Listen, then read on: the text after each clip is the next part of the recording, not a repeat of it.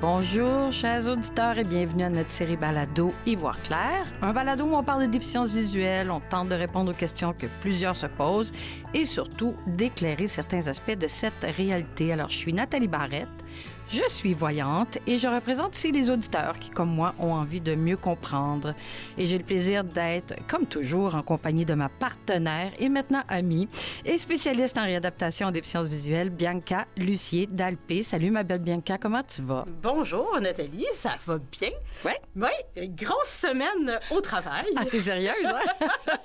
Oh, je me suis attaquée à deux choses cette semaine. Entre autres, je dois apprendre à utiliser un bidule qui s'appelle le Braille Sense 6. En tout cas, c'est un preneur de notre braille. C'était beaucoup de travail. Il y a un moment où je me disais, c'est bien que dans mon bureau, j'ai pas de fenêtre parce que je pense qu'il y aurait passé de l'autre côté. De l'autre côté. Mais c'est quoi? C'est quoi ce... Le Braille Sense 6, c'est un appareil. En fait, c'est comme un ordinateur, mais qui est fait sans écran.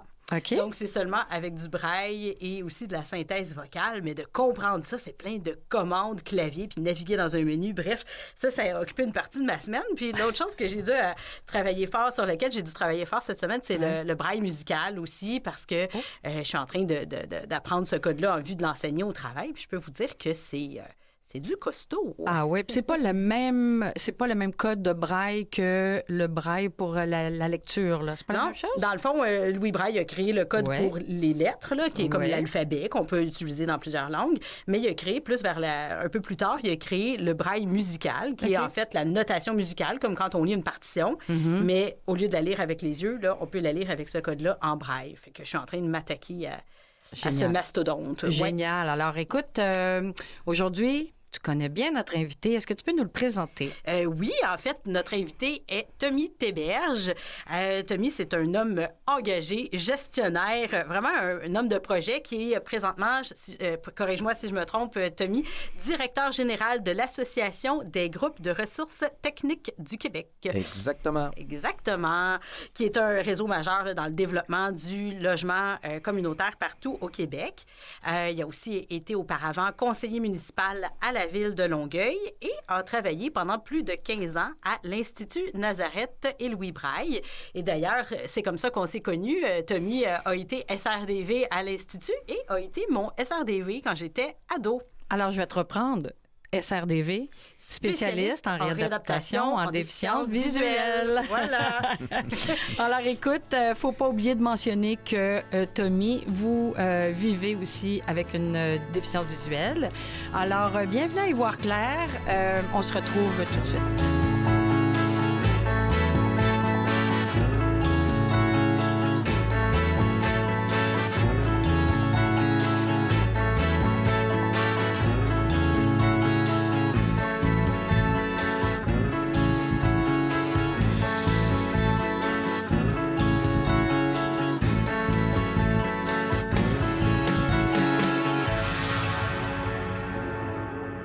Alors, bonjour Tommy, je vais vous voyer, alors que Bianca, elle, comme vous connaissez depuis des années... On va se tutoyer, ça va être plus naturel. Ben oui. Ouais. Alors, on veut tenter d'y voir clair puis comprendre si votre parcours est vraiment impressionnant. On veut essayer de comprendre, est-ce que c'est une question de personnalité, d'entourage, de ressources? Et on soulève aussi aujourd'hui la question, est-ce que les défis peuvent façonner un leader, influencer sa manière de diriger et décider comment on crée des projets, comment on les amène, ces projets-là. Mais pour commencer, simplement, on aimerait parler de votre déficience visuelle. Je veux connaître, quelle est-elle et est-ce qu'elle est de naissance?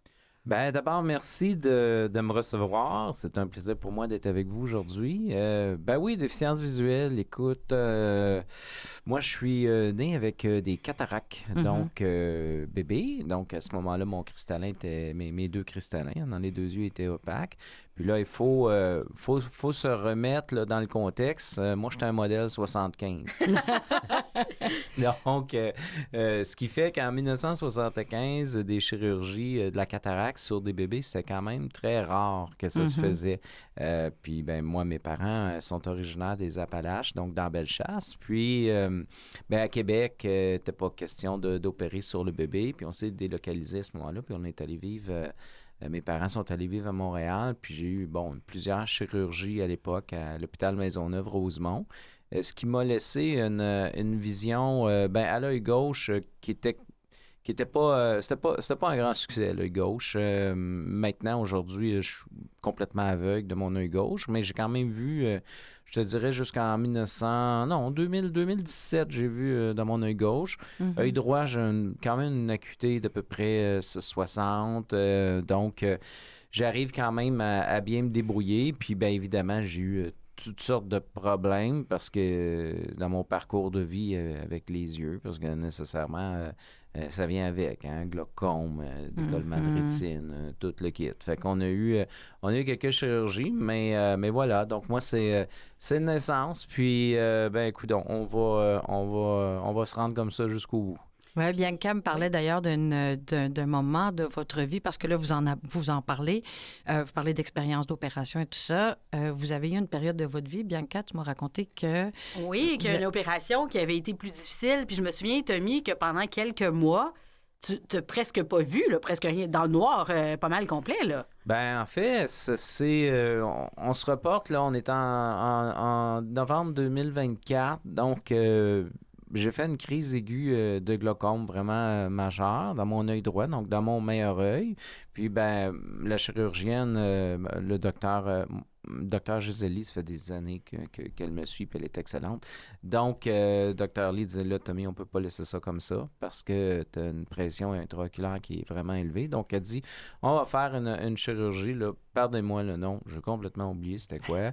Elle dit, inquiétez-vous pas, tout va bien aller. Puis, je veux dire, moi, j'ai une vingtaine d'opérations dans le corps, fait que tu fais confiance. Puis, à mon réveil, j'étais complètement aveugle. Donc, ce qui s'est produit, on ne savait pas trop parce que est-ce que c'était le nerf optique puis une poussée de pression pendant la chirurgie puis le nerf optique est attaqué. Donc, si c'est cette hypothèse-là, je reste aveugle, ça c'est sûr. L'autre scénario, c'était une hémorragie. Donc, à ce moment-là, le temps pouvait résorber puis commencer à retrouver de la vision. Donc, les premières semaines... petit à petit, là, à chaque jour, il y a un petit peu plus de lumière, mais c'est assez traumatisant. Je comprends, parce qu'à ce moment-là, tu devais revoir ou pas. Tu t'es pas habitué. Je veux dire, même quand on est malvoyant, on n'est pas non-voyant. Là. C'est comme une autre façon de fonctionner, tout ça. Oui, c'est effectivement. Puis tu sais, il y a ces questions-là, mais moi, je me disais plutôt...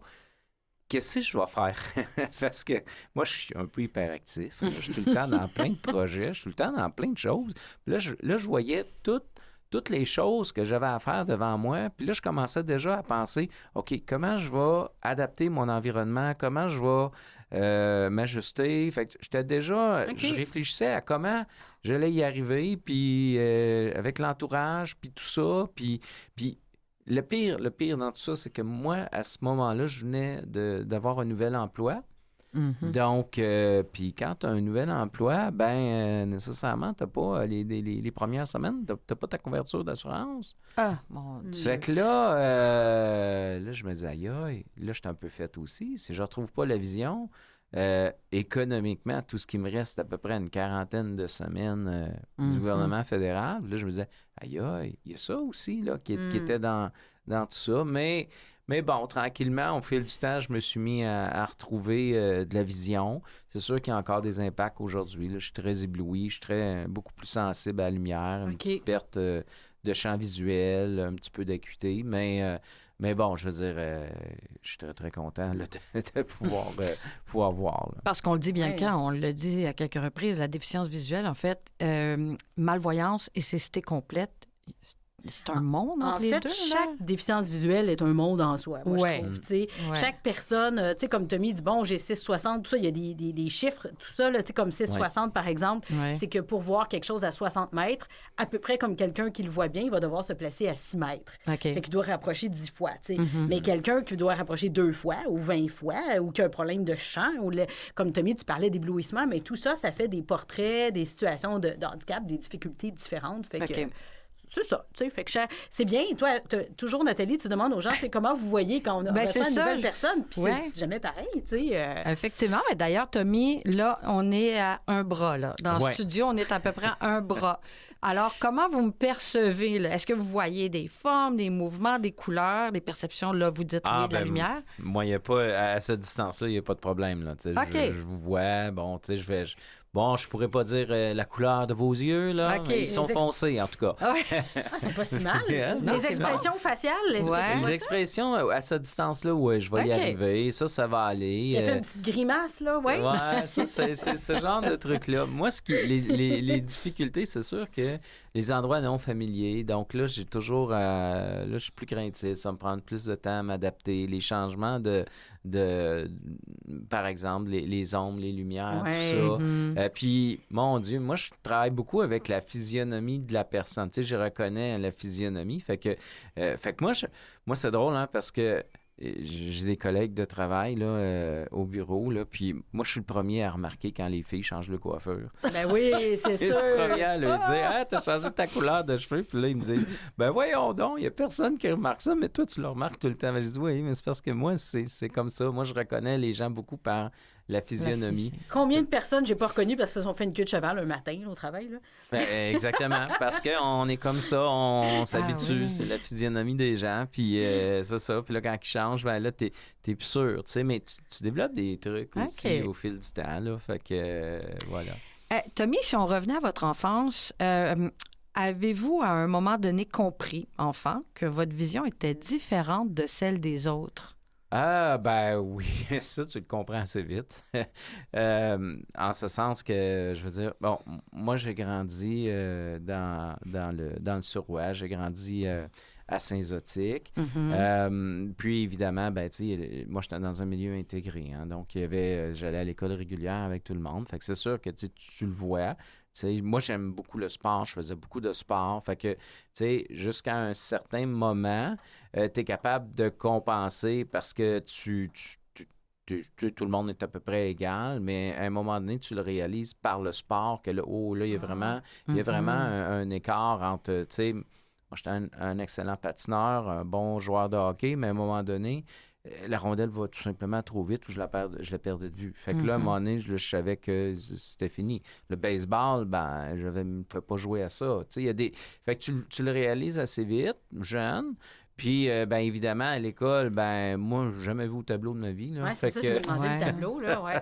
Non, ben que là, il m'assoyait en avant ou ça faisait pas de différence. Je voyais pas au tableau, fait que... Tu n'avais pas un télescope ou des aides visuelles dans ce temps-là, non? Ah, écoute, en début des années 80, là, on est ailleurs, là. On n'est pas dans la technologie 2026, là. Fait qu'il n'y avait pas d'outils d'adaptation, il y avait des Tommy? outils, il y avait tu sais, tu avais la lunette, tu avais quand même avec la lunette... Puis encore là, les lunettes, moi, j'ai gardé ces lunettes-là. Ma mère a gardé ces lunettes-là, puis à un moment donné, elle m'a ressorti ça. Puis j'ai fait, wow, comment je faisais pour voir là-dedans?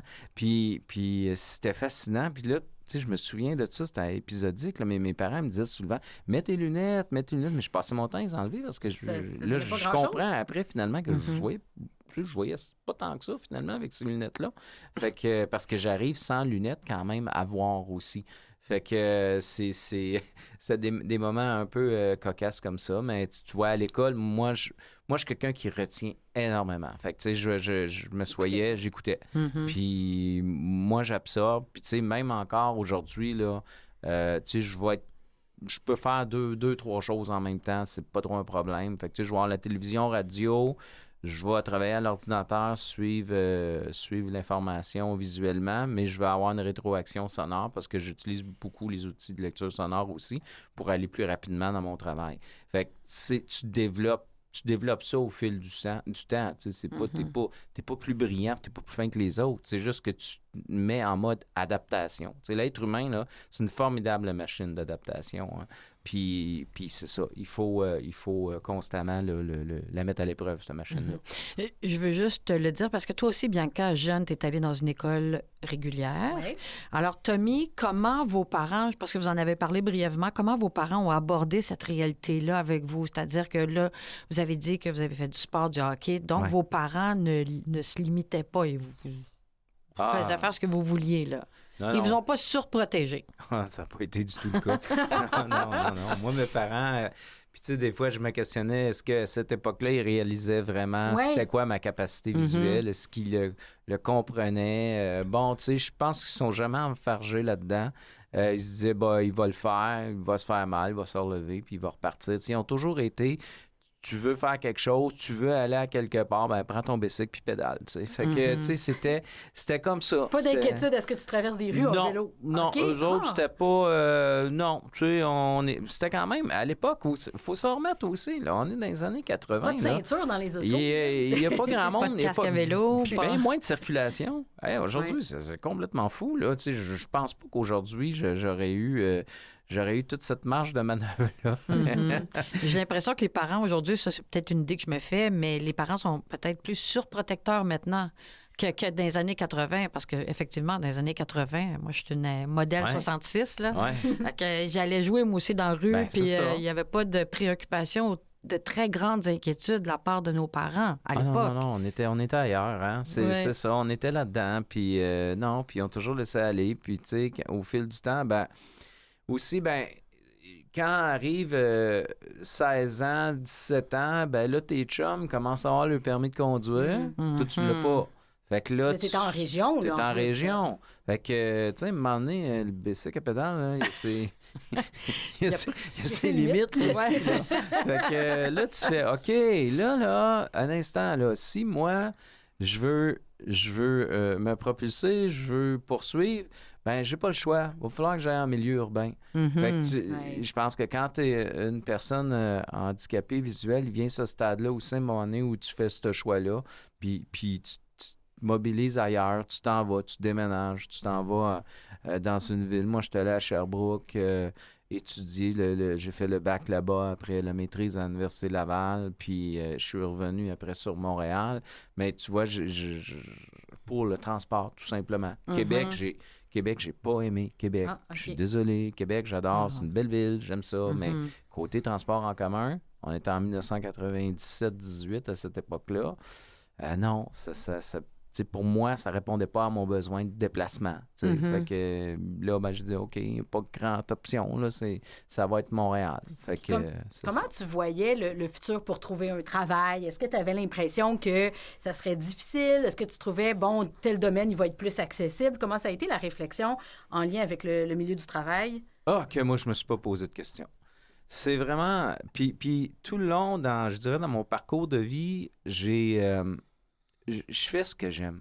Ouais. Tu sais, moi, j'aimais beaucoup la politique, l'histoire, l'économie. Fait que j'ai dit, bah, OK, déjà, tu sais, à 15, C'est mieux 16, que si 17 t'aimais ans, la couture, le dessin et l'infographie, ça aurait été peut-être. ça.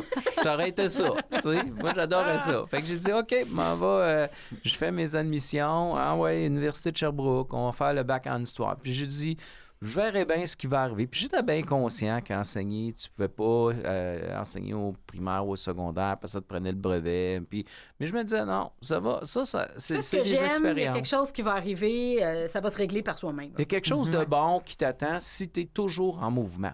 Puis après ça, ben là, j'ai fait le bac. Après, je dis, OK, je vais faire la maîtrise. Mais après, faut toujours que tu gardes toutes les portes ouvertes. Tu sais, quand je suis arrivé à Montréal, on était en 98, 99, honnêtement, là, tu sais, t'as un bac en histoire, une maîtrise en histoire, là, on va se le dire, là. Puis on est fin des années 90, il n'y en a pas de job. Il n'y en a vraiment pas, il n'y a rien. Puis bon, là, j'avais un ami, puis moi, c'est drôle, parce qu'il y a beaucoup de jobs que j'ai eu par mon propre réseau, Moi des aussi, gens c'est qui comme me ça. disent, hey, je pense qu'il y a là, puis tu fais très bien là. Puis là, ben, à un moment donné, une de mes premières vraies expériences de travail, j'ai travaillé dans une communauté religieuse. Oh, ouais. Wow. Puis j'enseignais le français puis l'informatique aux nouveaux arrivants. C'est bien le fun. Moi, ça, c'est une des premières. Fait que, tu sais, je me disais, bah, on y va. Fait que, puis là, j'ai découvert un milieu super le fun. Ça m'a mis en contact avec toute la diversité, l'immigration, la réalité des gens qui arrivent ici. Tu sais, je trouvais ça super le fun. On les aidait là-dedans. J'étais là quand même un gros 2 ans avec, ça s'appelait le Centre Alpha Sainte-Anne, là. Métro Beaubien, là. Ça a été vraiment une belle expérience. Puis les religieuses, j'ai beaucoup appris. Ils sont d'une rigueur. Ah oui. Sœur économe, moi, je pense à elle encore des fois. Sœur économe. Oui, on avait une sœur économe. Puis, tu sais, elle me disait toujours, chaque scène qui sort, elle revient pas. Puis, là, Oh my tu sais, God. elle était vraiment, Sœur vraiment économe. spéciale. Puis, la directrice était extraordinaire, elle aussi. Puis, elle, des fois, on avait des rencontres où on rencontrait, mettons, des politiciens, peu importe, mais elle m'invitait toujours. Puis, tu sais, là, je la voyais aller, puis tu sais, je me disais, wow, elle charge, elle, tu sais, mais tu voyais toute sa détermination. Fait que, tu sais, c'est toutes ces petites expériences-là, tu apprends des choses. Puis, Tommy, comment tu vois l'éducation, toi, en lien avec la déficience visuelle? Tu sais, tu dis, je savais que je devais aller en ville, puis là, bon, mais tu as choisi l'histoire. Est-ce que tu voyais que, est-ce que tu voyais que, en tant que personne avec une déficience visuelle, comment tu voyais ça, le fait de s'instruire ou non? Est-ce que tu faisais un lien un peu? C'est hyper important de s'instruire. Tu sais, aller à l'école, là, puis tu sais, honnêtement, là, on va se le dire, moi, au secondaire, je n'étais pas un bon élève. Là. Ça m'intéressait pas, ça me tentait pas. Je m'arrangeais pour que ça arrive, là. Puis, Ça n'arrivait pas, mais tu t'arrangeais pour que ça je arrive. m'arrangeais tout le temps pour que ça arrive, puis je me souviendrai toujours parce que moi, j'arrivais avec mon sac d'école, puis là, je le lançais dans le coin. Puis là, à un moment donné, mon père dit « Pourquoi tu l'amènes, ton sac d'école? Anyway, on le sait que tu l'ouvriras pas. » Fait que, tu sais, secondaire, pour moi, c'était ça. Après, est arrivé le cégep. Là, j'ai fait, OK, là, c'est le fun. Là, on est plus dans t'as plus ta liberté, ton autonomie, tu sais. Puis, faut dire, moi, je suis très. Moi, l'autonomie, c'est tellement important pour moi. Puis là, je retrouvais, tu sais, une certaine forme de liberté. T'as pas cet encadrement-là que t'as plus au secondaire. Puis là, tu dis, OK, là, c'est à toi, là, de te propulser puis travailler. Mais, tu sais, dans puis peu importe l'handicap, là, tu sais, aujourd'hui, on parle d'handicap visuel, là, mais peu importe l'handicap, tu as à peu près un 70% malheureusement des gens qui sont peu ou pas scolarisés, qui vivent seuls et qui ont des revenus inférieurs à 15 000 Hey, c'est pas Ça, beaucoup, c'est là, la 15 000. réalité des personnes handicapées, là. Puis le passage, ben c'est l'éducation dans ça. Mhm. Puis oui, tu sais, au niveau politique, on a eu des grandes avancées, les personnes handicapées. Puis tu sais, ça, on en doit beaucoup à la politique à part entière, à part égale, tout ça. Tu sais, puis ça, c'est venu beaucoup nous aider. Là, maintenant, il faut être capable d'utiliser tous ces outils-là, ces leviers-là pour continuer, nous, comme population de personnes handicapées, à faire avancer les choses. Mais pour ça, ben, ça nous prend une communauté qui est solide, une communauté qui est forte, une communauté qui est éduquée, ben, une communauté qui est engagée aussi dans la société tout partout.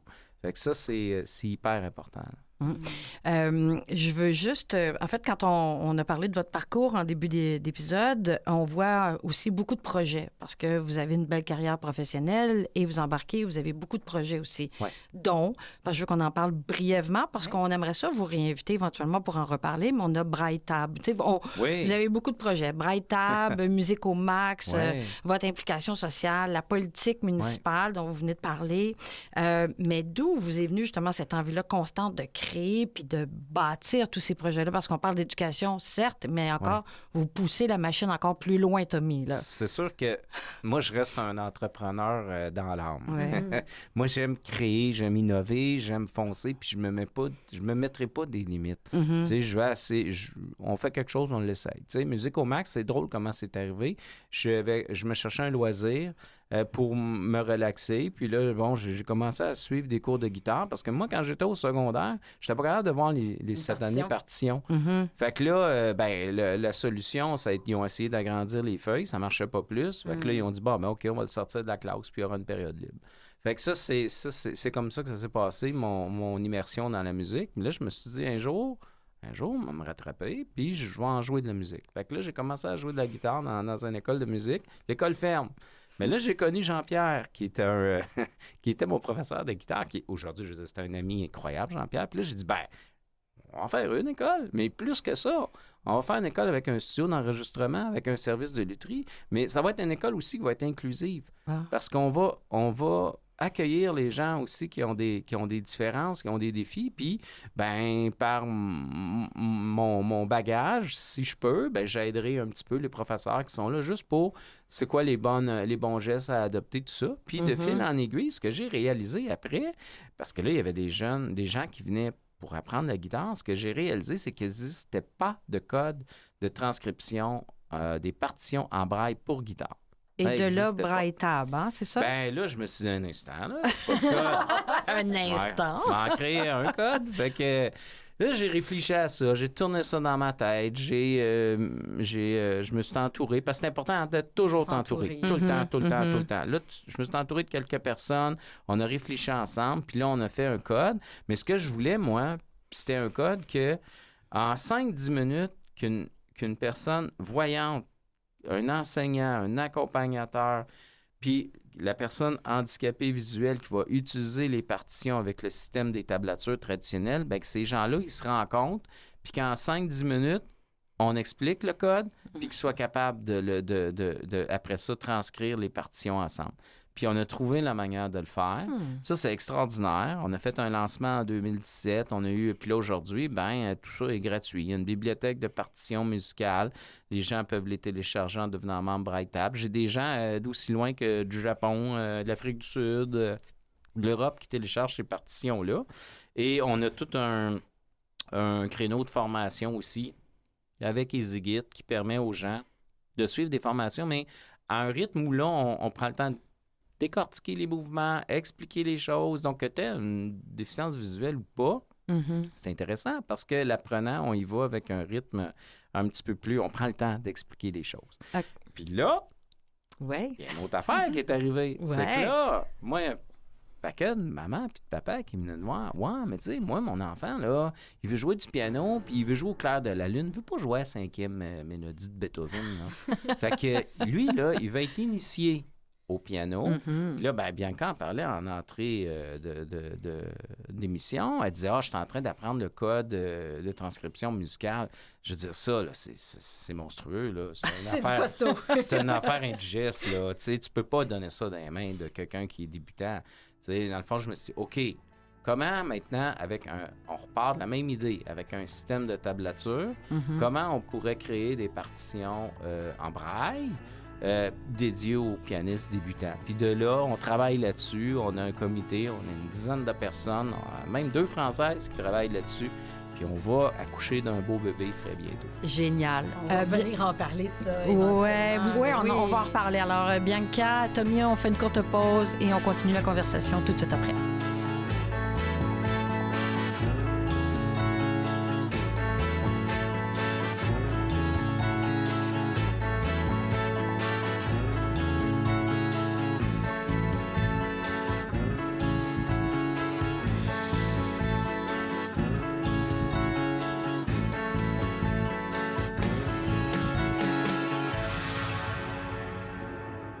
Vous écoutez Ivoire clair avec Nathalie Barrette et Bianca Lucier-Dalpé. On est toujours avec Tommy Théberge, homme entreprenant, autant impliqué dans la communauté, co-municipale, en déficience visuelle, etc. Et on essaie de comprendre qu'est-ce qui a fait, Tommy, dans toute ton expérience de vie, tu sais, que tu en es venu à être la personne que tu es. Puis on se demande surtout, particulièrement, en tant que personne qui dirige des équipes, des organisations, des projets, on se demande un peu, Nathalie et moi, le côté déficience visuelle. Est-ce qu'il y a des défis quand on veut, comment je peux dire, qu'on doit diriger une équipe, qu'on doit avoir confiance en soi, qu'on doit avoir aussi la confiance d'une équipe pour nous, tu sais, que les gens aient confiance en nous puis qu'on a une déficience visuelle.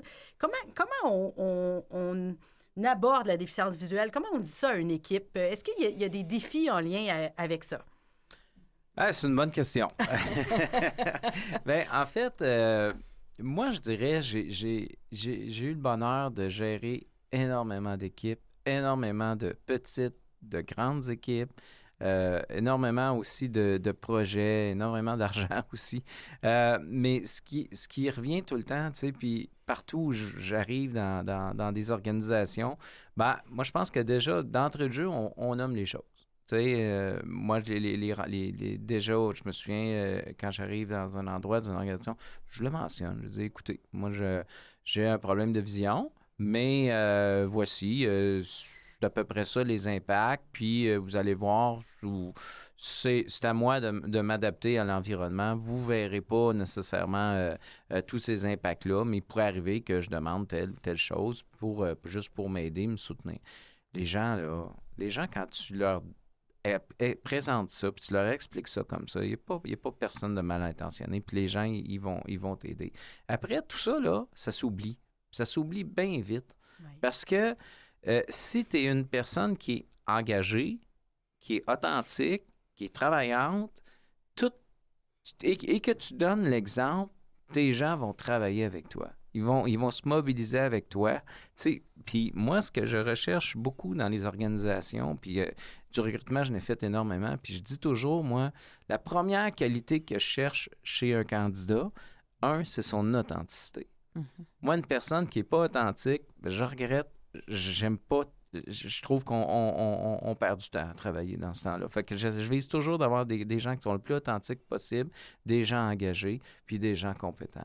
Un coup, là, que tu as ces 3 ingrédients-là, on va dire, il n'y a plus grand-chose qui peut t'arrêter.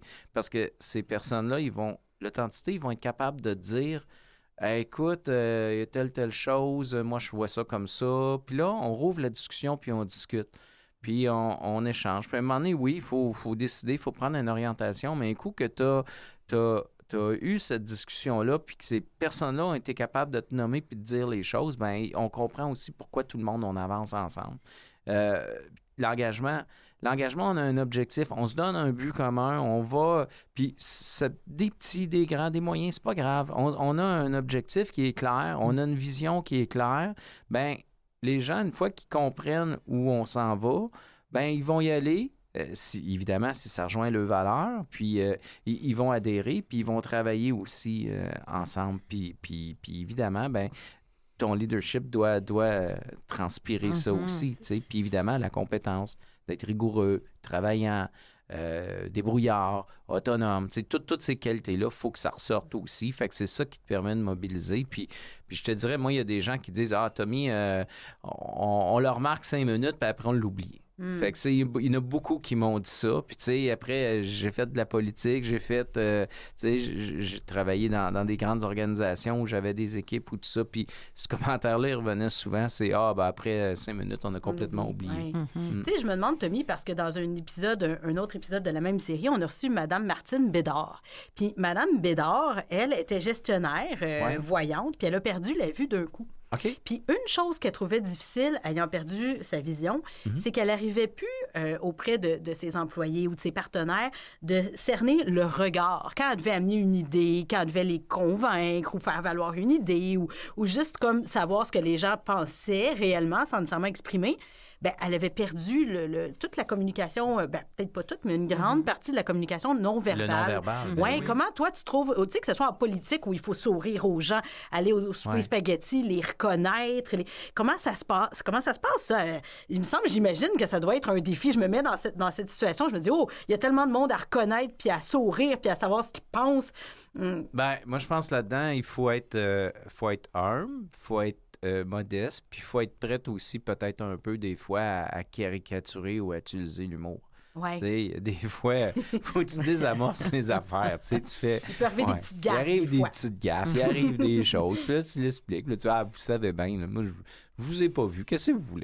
Fait que là, on part, tu sais. Puis il y a des stratégies aussi qu'on développe. Tu sais, moi, par exemple, quand j'étais en représentation, puis autant en politique que, mettons, en représentation dans différentes organisations où j'ai travaillé, ben tu sais, souvent, t'es 2 en représentation, tu sais. Puis j'utilise à peu près toujours la même stratégie, là, je vais la dire. Fait que ceux qui vont me croiser vont dire « Ah, le petit coquin. » C'est ça son truc. Tu sais, moi, je dis toujours à la personne qui est avec moi, « Écoute, moi, là, il y a bien du monde que je ne reconnaîtrai pas. Là. Ils vont venir me voir, puis ils vont me dire « Ah, salut Tommy, comment ça va? » Ben là, moi...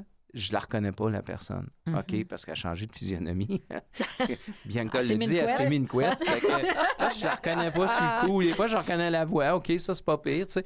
Mais là, la personne qui était avec moi, je disais, je suis super content de te voir. Écoute, je te présente Bianca qui est avec moi aujourd'hui. Puis là, il n'y a pas le choix de se présenter. Là, Bianca, elle se présente. Elle dit, oui, je suis Bianca, je travaille à la radio. Vous êtes monsieur ou madame. Puis là, ben moi, je suis madame X. Puis Là, moi, cling, tout vient de s'éclairer dans ma tête, puis ça va. Fait que ça, il y a toutes sortes de petites stratégies comme ça. C'est des stratégies. Tu vas pas...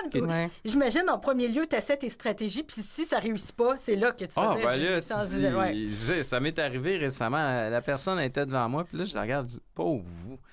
Je vous reconnais pas en tout.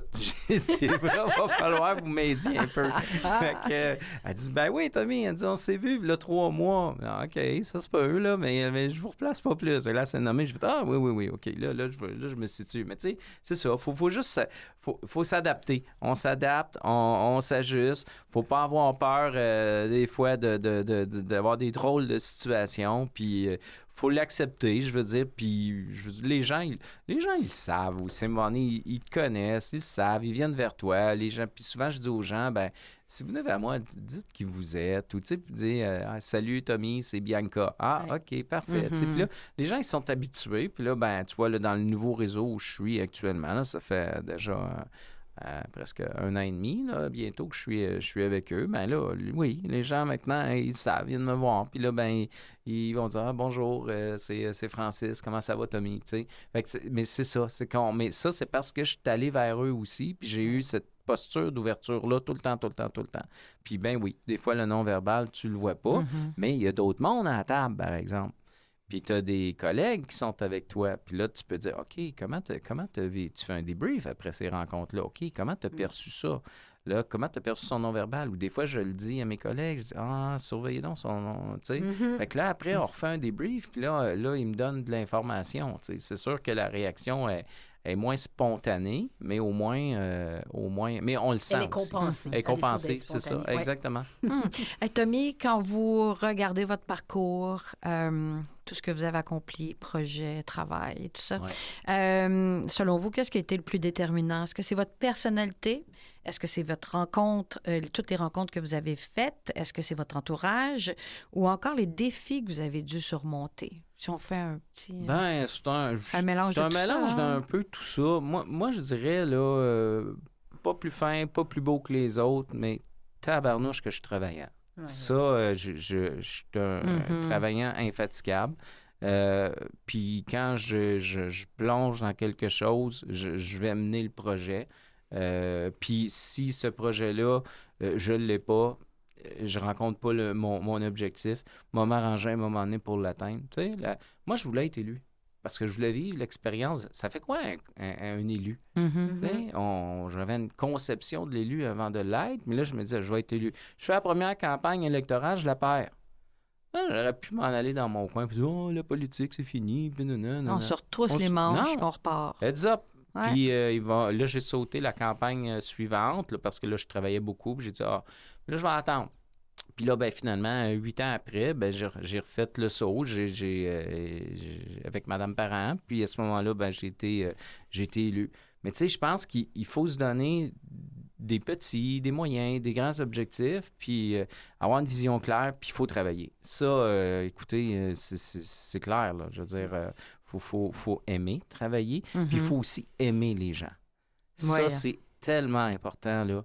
Les gens, il faut les aimer, les gens, il faut les aider, les gens, faut les écouter, je reste foncièrement un humaniste, là. Je crois qu'on s'en va, malgré dans tout ce qu'on peut vivre actuellement dans le contexte international. Moi, je crois qu'on s'en va toujours comme humaniste vers quelque chose de mieux, quelque chose de... Puis ça, moi, je l'applique aussi à petite échelle, je l'applique pour moi, puis c'est ça. C'est comme ça que j'avance tranquillement. Alors, Bianca, les gens que tu rencontres au quotidien, est-ce qu'ils disent sensiblement la même chose quand ton entourage, quand tu as beaucoup de volonté, quand tu travailles fort, c'est là où la réussite, on se rend compte qu'on peut réussir dans la vie? Est-ce que... Bien, l'attitude change tout. Oui. C'est une grosse question parce qu'on peut se dire d'où vient cette attitude-là. Il y a peut-être des gens qui, par leur enfance ou leur psychologie, leur caractère, sont favorisés parce qu'ils ont comme une attitude d'ouverture, une attitude positive, une ouverture de vouloir, une aptitude à voir le positif dans les choses puis à ne pas se laisser démonter par les défis. D'où ça vient, je ne le sais pas. mais ça fait une grande L'entourage, il joue. différence. Ouais, Ouais. l'entourage, il Ouais, y est pour l'entourage. beaucoup, là. Ah oui, Ben oui. oui, tout à fait. C'est dans quel L'éducation, environnement? les Ben parents, oui. les amis, Ben les oui. proches. Ouais. Les amis. Les collègues de travail aussi, oui. Tommy, vous l'avez Ils dit. sont là, les gens, tes amis, tout ça, tes Ouais. collègues, ils te supportent, ils t'aident, ils t'encouragent. C'est super important. Là. Puis tu sais, tu fais ces choses-là, mais attends rien en retour. Avance, fais tes affaires, avance, travaille. Puis, anyway, tout va tomber, puis ça va te revenir. Faut juste que tu sois confiant. Puis, Je pense, Tommy, aussi, quand les gens n'ont pas honte d'avoir une déficience visuelle. Des fois, je dis ça à mes usagers, je dis, c'est pas une honte. ben Tu non. sais, ça peut se dire, les gens, quand ils... Parce qu'il y a beaucoup de gens qui cachent leur déficience visuelle ou Ouais. leurs difficultés, mais aussitôt que c'est dit, c'est généralement bien compris. Il faut juste apprendre à comment on l'explique. Puis ça prend du temps avec la confiance, à travailler, comment on l'explique pour bien se faire comprendre, puis tu sais, mettre les gens de notre côté pour qu'ils soient des alliés, tu sais. Ouais. Ouais, c'est ça. On va faire une courte pause et après ça, place au questionnaire. Tommy, c'est votre choix. OK. OK? Toutoum. Toudoum.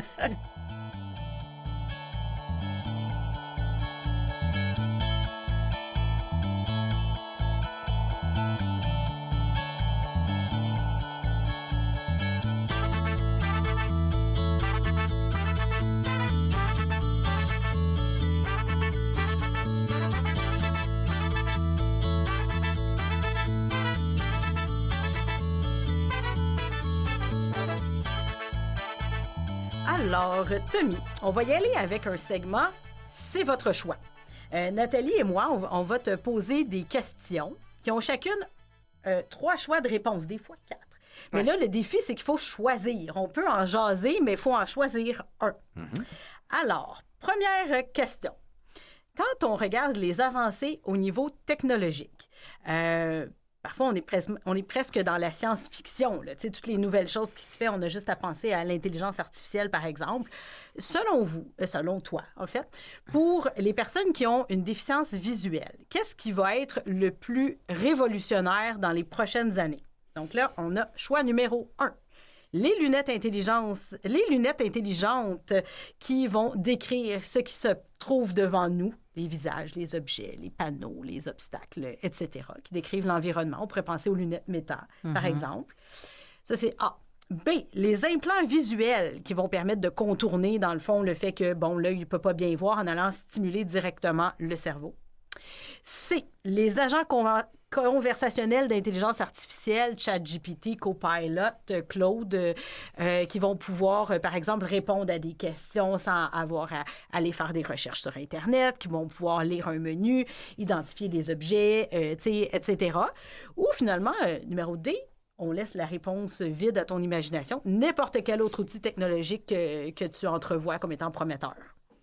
Ben, c'est une belle question. Tu sais, dans ça, tu évoques tout ce qui est la santé puis la science médicale, tu sais. Puis ça, je le sais, là, il y a tellement de gens qui fondent d'espoir là-dedans. Puis tu sais, des fois, j'ai comme envie de dire aux gens, ben, regardez, oui, ça avance, mais tous ces progrès-là, ben, malheureusement, nous, je suis pas sûr qu'on va vivre les impacts sur nous de ça. Tu sais, je veux dire, moi, je suis né en 75, j'ai les cataractes. Aujourd'hui, un bébé en 2026, les cataractes, là, il y a une chirurgie en 20 minutes, puis il n'y a presque aucun impact sur le visuel. Mais ça, c'est parce que la science a évolué. Fait que, tu sais, moi, je dirais, mettons la science de côté, là, la science médicale, parce qu'il faut faire attention à ça. Combien de gens qui sont allés se faire opérer dans des endroits, puis c'est la catastrophe quand ils reviennent. Ouais. Tu parles... On élimine l'implant. Ah, complètement. Ouais. Ça, D'accord. on élimine ça. Je veux dire, puis ils donneront pas ça à un monsieur de 51 ans, là. Ils vont miser sur des jeunes, puis qui a tous des signes de santé, puis tout ça, là. Fait qu'il faut être réaliste dans ça. En fait, l'intelligence artificielle, c'est vraiment quelque chose actuellement qu'on n'a aucune idée de la portée où ça va nous amener. Ça, en même temps, c'est épeurant. Il y a des enjeux, il y a des risques énormes, mais l'intelligence artificielle, par contre, elle peut nous aider dans la gestion de notre travail au quotidien. T'sais, moi, j'ai commencé à l'utiliser, là, puis j'ai vraiment vu des impacts sur mon travail. Donc, je rédige toujours tous mes textes, là, n'ayez crainte. Mais je donne un petit coup de pouce, un petit coup de copilote des fois. Le faire passer dans le bidule pour aller corriger des petites coquilles. Wow, lui, il me retwist ça, là, puis c'est vraiment positif. Puis là, ça me ramène comme ça. Fait que, tu sais, moi, je trouve ça quand même intéressant de ce point de vue-là. Votre recherche documentaire, faites-la. Ça, c'est super important. Mais tu sais, moi, je pense que l'intelligence artificielle va nous faire avancer. Après ça, les autres bébelles technologiques, là, moi, j'ai travaillé à l'Institut Nazareth et Loubrel. J'étais chef de service des aides techniques. Puis de la bébelle, là, j'en voyais tout le temps. Il y avait, j'allais dans des foires informatiques. J'ai eu l'occasion d'aller aux États-Unis à quelques endroits. J'allais aussi, j'étais allé en Grande-Bretagne, j'étais allé en France. J'ai fait plusieurs endroits où j'ai regardé un paquet d'aides techniques. Tantôt, tu devais être allé à CSUN, en Californie. Oui, aussi, San Diego, Los Angeles. Puis, tu parlais du Braille Sense. Braille Sense a rendu version 6, tu disais. Moi, je l'ai connu dans la version 1. Fait que...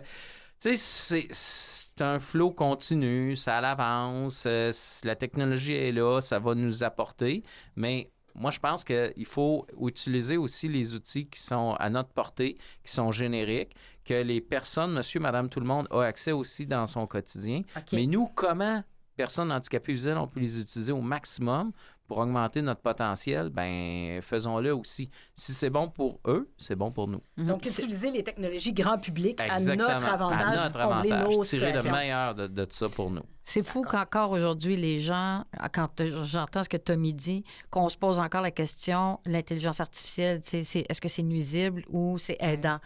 Là, j'entends que c'est clairement aidant dans le cas des déficiences visuelles. Avec déficience visuelle, moi, maintenant, dans mon travail de SRDV, il n'y a presque pas un usager à qui je ne vais pas enseigner comment utiliser l'intelligence artificielle d'une façon ou d'une autre. Là.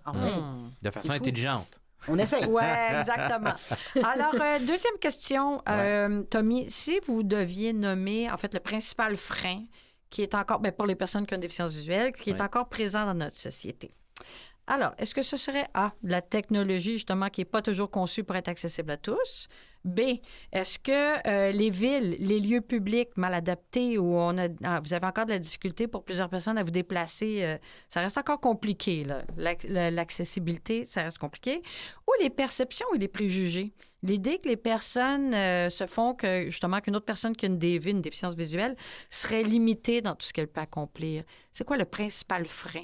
Est-ce que c'est le regard des autres, la technologie ou les lieux publics? Ouais, ça, c'est une bonne question.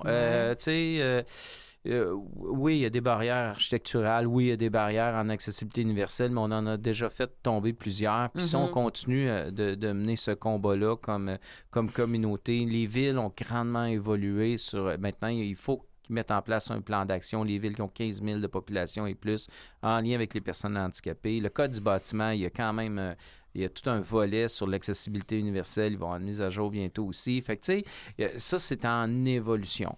Ce qu'il faut travailler, moi, je dis toujours, c'est la sensibilisation, la formation. C'est tellement important parce que des préjugés, oui, il y en a. Il y en aura toujours. Il y en aura toujours. Puis s'il y a une place où on doit continuer, c'est de montrer des bons exemples, des succès, tu sais, des histoires, des témoignages, des histoires à succès qui viennent montrer aussi que, intégrer une personne handicapée dans ton entreprise, là, il y a d'énormes bénéfices. Puis c'est documenté, là. Les personnes handicapées, généralement, qui intègrent une entreprise qui sont bien intégrés dans ça, ça fait des employés souvent qui sont beaucoup plus loyaux à l'organisation. Ils vont rester là vraiment longtemps.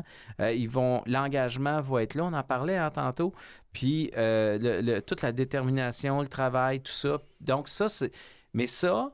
on a du travail à faire. On a du travail à faire auprès du grand public, auprès des employeurs, auprès des écoles, auprès des enseignants, auprès de tout le monde. Puis ça, je pense qu'il faut continuer là-dedans. Le reste, ça va suivre. À partir du moment où tu brises les préjugés, le reste va suivre. Parce que, OK, si tu admets que les personnes handicapées, ils peuvent faire ça, qu'ils doivent faire ça, le reste, après, c'est tout du légal puis du politique. Fait que ça va venir s'arrimer. Fait qu'il faut travailler en amont sur ça. Fait que les gens en premier, le reste suivra. Moi, c'est toujours les gens d'abord, les bébelles après. OK. Ouais. On retient ça. Quand on vit avec une déficience visuelle, même quand on ne parle pas de cécité complète, là, être malvoyant, par exemple, ben, on sait qu'il y a plusieurs façons de compenser. On va souvent parler des sens ou des stratégies. Si tu devais choisir, toi, Tommy, personnellement, s'il fallait trouver... tiens, je vais rajouter un D. Est-ce que c'est l'ouïe pour comprendre l'environnement, les distances, les mouvements? C'est l'ouïe qui est le plus important. B, le toucher, qui permet de lire, peut-être pas dans ton cas, là, mais reconnaître des objets, repérer des choses dans l'information. C, l'intuition sociale. Donc, l'intuition sociale qui sert à percevoir ce que les gens ont l'air de penser, les émotions qu'ils peuvent vivre.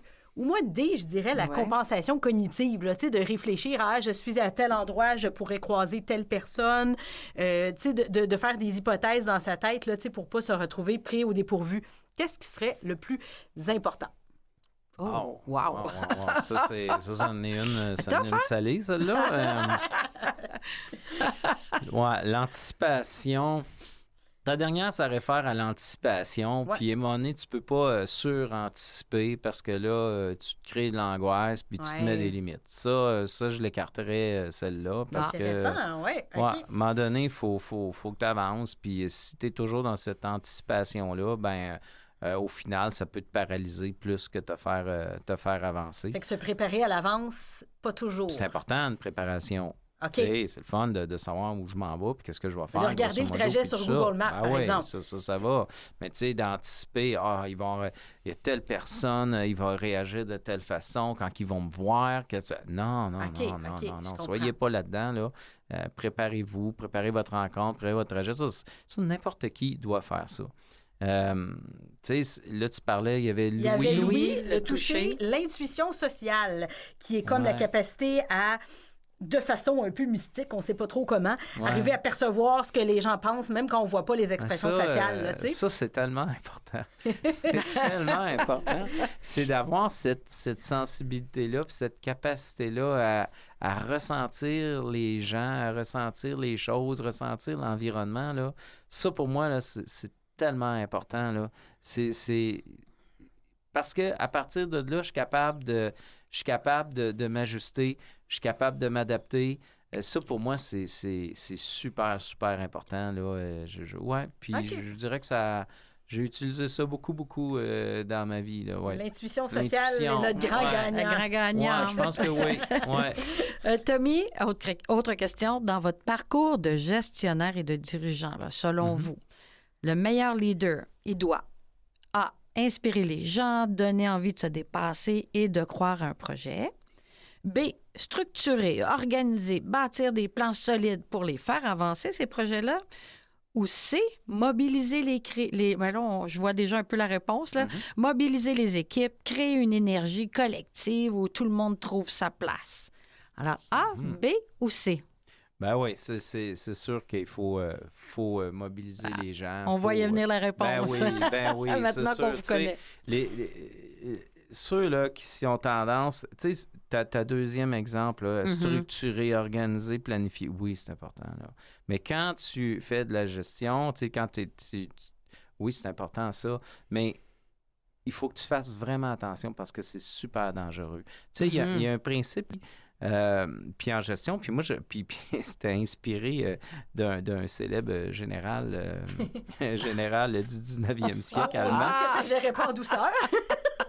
Lui, il disait toujours, à chaque fois que tu exerces du contrôle, t'en perds un peu. Puis il a tellement raison. C'est bien. Il a tellement raison. T'avances avec ta gang, tu donnes l'exemple, tu mobilises ton monde, tu as une vision claire, tu as des objectifs, puis on va porter ça ensemble. Les gens qui sont avec toi, là, ils ont toutes leurs compétences, ils ont toutes leurs choses, puis ils vont en structurer à patente, t'inquiète-toi pas. Puis ils en ont des solutions, puis ensemble, on va en discuter, puis toi, tu arrives avec ton bagage, ton expérience de gestionnaire, puis tu dis, ben OK, oui, ça, je pense que c'est pas pire. Avez-vous pensé à telle affaire, puis telle affaire, puis telle affaire? Après ça, c'est ça. Tu sais, un gestionnaire... Moi, je me suis toujours décrit comme étant un chef d'orchestre. Puis je me souviens, la dernière entrevue que j'ai faite avec mon employeur actuel, moi, j'y avais dit, si vous voulez quelqu'un de très technique là, dans tel domaine là, pointu, arrêtez tout ça là, engagez-moi pas.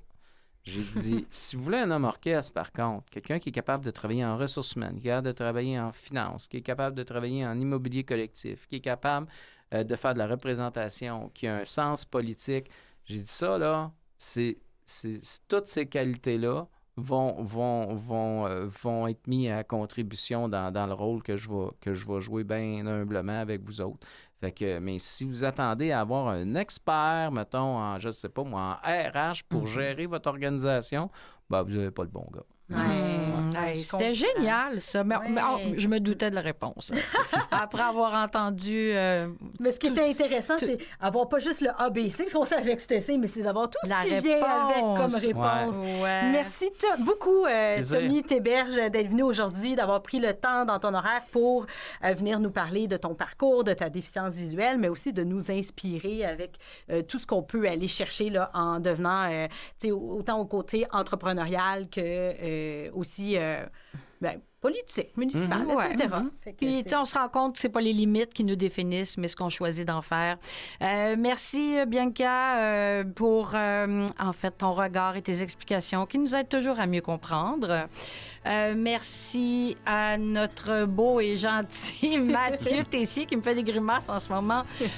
Mathieu, à la mise en onde, merci beaucoup. Merci d'avoir été avec nous et à très bientôt pour un prochain épisode de Ivoire Clair. Merci. Merci, Tommy. Merci, Bianca. Merci.